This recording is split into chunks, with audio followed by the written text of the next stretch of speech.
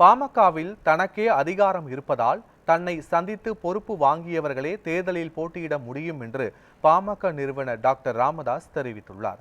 விழுப்புரம் மாவட்டம் திண்டிவனத்தை அடுத்த தைலாபுரம் தோட்டத்தில் பாமகவின் பூம்புகார் மகளிர் மாநாடு தொடர்பான ஆலோசனை கூட்டம் அதன் நிறுவன தலைவர் டாக்டர் ராமதாஸ் தலைமையில் நடைபெற்றது. இதில் சேலம் வடக்கு சட்டமன்ற உறுப்பினர் அருள் ரத்தினம், பொதுச் செயலாளர் முரளி சங்கர் மற்றும் மாவட்ட தலைவர்கள் 72 பேரும் மாவட்ட செயலாளர்கள் 107 பேரும் கலந்து கொண்டனர். இதில் சேலம் மேற்கு மாவட்ட செயலாளரான சட்டமன்ற உறுப்பினர் அருள் தற்போது மாநில இணை பொதுச் செயலாளராக நியமிக்கப்பட்டுள்ளார்.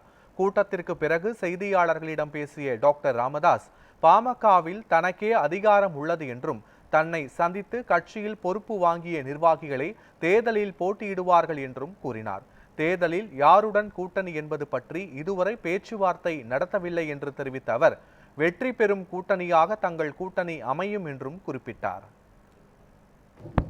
கூட்டணி நல்ல கூட்டணி, வித்தியாசமான கூட்டணி, வெற்றி பெறுகின்ற கூட்டணி,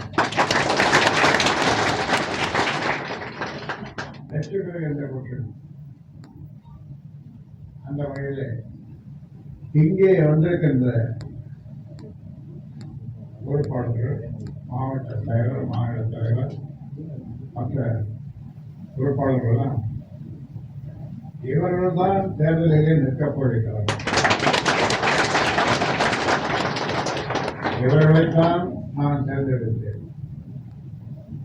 இவர்கள்தான் எதிர்கால சட்டமன்ற உறுப்பினர்.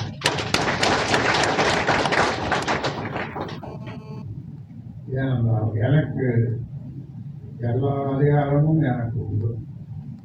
அதனாலேதான் நான் கட்சியினுடைய தலைவராக பொறுப்பேற்று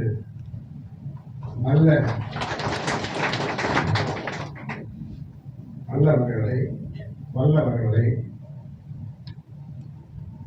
சட்டமன்ற உறுப்பினராக ஆக்குவேன்.